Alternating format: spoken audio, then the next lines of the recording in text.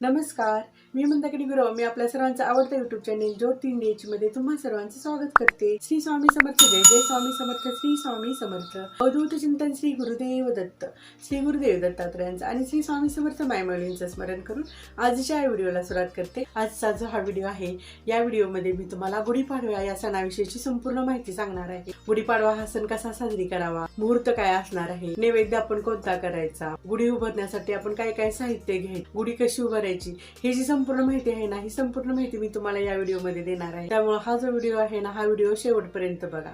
गुढीपाडवा हा सण हिंदू धर्म संस्कृतीतील खूप महत्त्वाचा सण आहे. पण सर्वजण हा जो गुढीपाडव्याचा सण आहे ना, हा गुढीपाडव्याचा सण प्रत्येक वर्षी चैत्र शुद्ध प्रतिपदेला साजरी करत असतो. शालिवाहन संवत्सराचा हा पहिला दिवस आहे. गुढीपाडव्याचा हा मुहूर्त आहे ना, गुढीपाडव्याचा हा मुहूर्त 3.5 मुहूर्तापैकी एक मुहूर्त आहे. पंचांगानुसार चैत्र महिन्याच्या शुक्ल पक्षाच्या प्रतिपदेला गुढीपाडवा हा सण आपण साजरी करत असतो. म्हणजेच यावर्षी जो गुढीपाडव्याचा मुहूर्त आहे ना, सोमवार दिनांक 8 एप्रिल 2024 रोजी सकाळी 11:30 सुरू होईल व दुसऱ्या दिवशी वार मंगळवार 9 एप्रिल 2024 रोजी रात्री 8:30 म्हणजेच रात्री 8:30 वाजेपर्यंत असणार आहे. तिथीनुसार म्हणजेच 9 एप्रिल 2024 रोजी गुढीपाडवा हा सण आपल्याला साजरा करायचा आहे. त्याच दिवशी आपल्याला गुढी उभारायची आहे. म्हणजेच 9 एप्रिल रोजी आपल्याला गुढी उभारायची आहे. पौराणिक कथेनुसार गुढीपाडव्याच्या या दिवशीच ब्रह्मदेवांनी विश्वाची निर्मिती केली असे मानले जाते. गुढीपाडवा हा जो मुहूर्त आहे ना, गुढीपाडवा हा मुहूर्त 3.5 मुहूर्तापैकी एक मुहूर्त आहे. या दिवशी कोणत्याही शुभ कार्याची सुरुवात केली जाते. नवीन वाहन खरेदी करणे,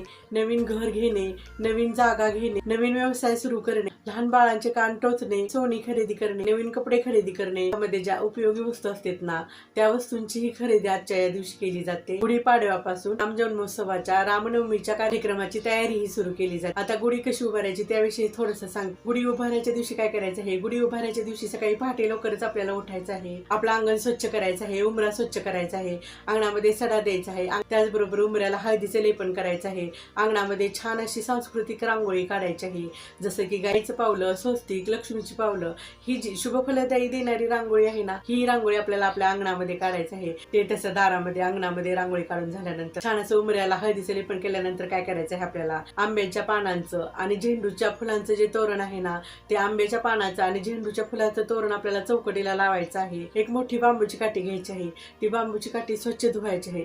ती धुतल्यानंतर काय करायचं आहे आपल्याला, ती स्वच्छ पुसायची आहे. ती पुसून झाल्यानंतर काय करायचं आहे, जरीची जी साडी आहे ना, ती जरीची साडी आपल्याला त्या काठीच्या टोकाला बांधायची आहे. जी साडी आपण गुढी उभारण्यासाठी वापरणार, ती साडी आपल्याला धुतलेली वापरायची नाही, नवी साडी आपल्याला वापरायची आहे. शक्य असल्यास न नेसलेली, न वापरलेली गुढी उभारण्यासाठी साडी आपल्याला वापरायची आहे. साडी बांधल्यानंतर साडी बरोबरच आपल्याला जरीचा पीस, खणी बांधायचा आहे. त्याचबरोबर लिंबाचा एक डहा, साखरेची घाटी ही आपल्याला बांधायची आहे. झेंडूच्या फुलाचा हार बांधायचा आहे. झेंडूच्या फुलाचा हार हे सगळं बांधून झाल्यानंतर काय करायचं आहे, टोकाला आपल्याला जो तांबडा तांब्या असतोय ना, तो तांबडा तांब्या घालायचा आहे. तांबड्या तांब्याला स्वस्तिक काढायचं आहे.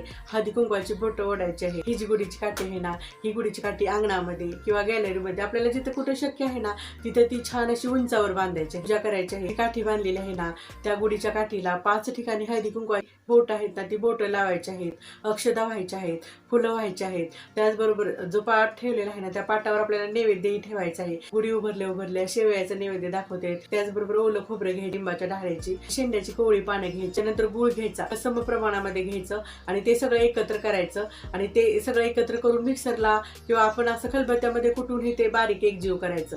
आणि ते एकजीव केलेला तो पण तसा नैवेद्य आहे ना, तो पण गुढीला दाखवायचं. जे मिश्रण केलेलं आहे ते घरातल्या सर्व सदस्यांनी आपण खायचं असतं. हे असं गुढीपाडव्याच्या दिवशी लिंब खाण्याची जी ही प्रथा आहे ना, ही लिंब खाण्याची प्रथा पूर्वीपासूनच आपल्या संस्कृतीमध्ये चालत आलेली आहे. पुरणपोळीचा जो स्वयंपाक आपण घरामध्ये करतो ना, त्या पुरणपोळीच्या स्वयंपाकाचा ही नैवेद्य आपल्याला गुढीला दाखवायचा आहे. हा सण आहे ना, हा सण आपल्याला जुनं विसरून, जे नकारात्मक आहे, निगेटिव्हिटी आहे ते विसरून नव्यानं, उत्साहानं, आनंदानं आयुष्य जगण्यासाठी संदेश देत असतो, प्रेरणा देत असतो. त्याचबरोबर याच दिवशी 14 वर्षाचा वनवास भोगून भगवान श्रीराम आणि सीतामाता लक्ष्मणांच्या सोबत अयोध्या नगरीमध्ये परत आलेले. हा गुढीपाडव्याचा दिवस रावणावरती श्रीरामांनी केलेल्या विजयाचेही प्रतीक समजला जातो. म्हणजेच हा गुढीपाडव्याचा सण आपल्याला वाईटावर चांगल्याचा विजय झाल्याचा संदेशच देतो, नवीन आयुष्य जगण्यासाठी प्रेरणा देतो. आपण जी गुढी उभारतो ना, त्या गुढी उभारण्यास पण एक महत्व आहे. गुढी उभारण्यापाठीमागं पण एक शास्त्र आहे. आपण आपण जी गुढी उभारतो त्या गुढीला हे खूप असं महत्वाचं स्थान आहे. गुढीचा कळस आहे ना, तो गुढीचा कळस यशाचं प्रतीक आहे. गुढीसाठी जी जरीची साडी वापरतो ना,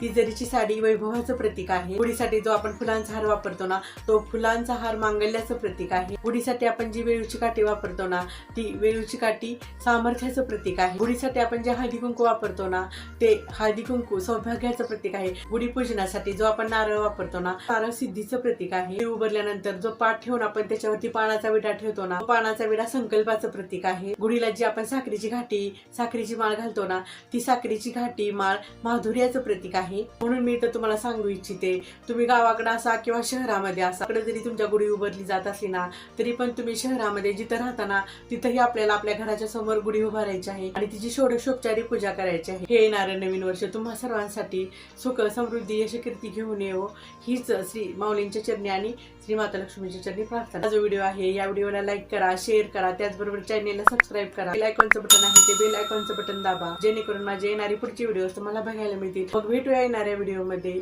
श्री स्वामी समर्थ. जय जय स्वामी समर्थ. श्री स्वामी समर्थ. अवधूत चिंतन श्री गुरुदेव दत्त.